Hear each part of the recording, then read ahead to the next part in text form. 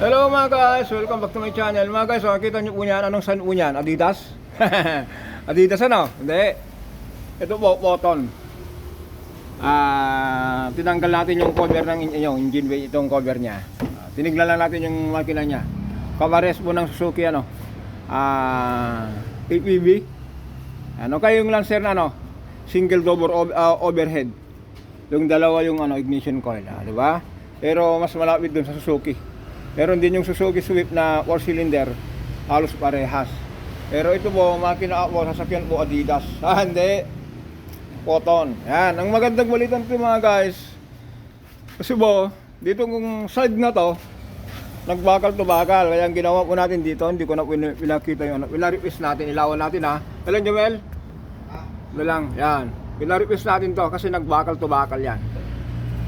Punta natin yung kabila. Yung mga tindero po ng auto supply, sa mga auto supply mga guys, alam ko po na lalo kay New Bay, magaling yung mga ano doon, mga tindera nila, mga tindero. Alam nila kung mga piyesang dapat dito. Pero ito mga guys, meron tayong piyesa rito kasi meron tayong mga old stock. Ito ang magandang balita dito. Kung pansin nyo mga guys, yung part number na yan, andito po yun. Yan, magugulat po kayo, Adidas ito, ay cotton pala, cotton. Ayun o, kita nyo po yan, yung Tucson 2005. Yan. Ito po yun o, kita nyo po yan. Yan. Yan. Tandaan nyo mga guys ha, cotton po ito. Pero magandang balita, yung brake pad nya mga guys. Pakusapan natin saglit to. Yan. Sa kabila mga guys, nagbakal to bakal, ito po. Yan. Kaya pinaripis natin yan. Ito naman yung kabila. Yan. Tapos, part number nyo po, yung Tucson. Yan. Pero, ang sasakyan na to mga guys, ulitin natin. Ayan o, Adidas. Hindi, cotton. Adiwan to, sign ng Adidas. Okay. Yan, hanggang dito lang po tayo mga guys para sa mga ano to, short video. Paalala lang sa mga ano, mga tindero. Kung makakita kayo ng ganitong Hyundai, ano, ng cotton o kay Adidas.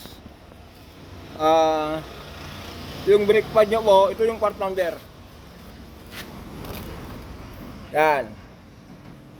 Okay, for the next video mga guys, tapos na tayo rito. Pagkwentuhan natin itong ano, itong turbo.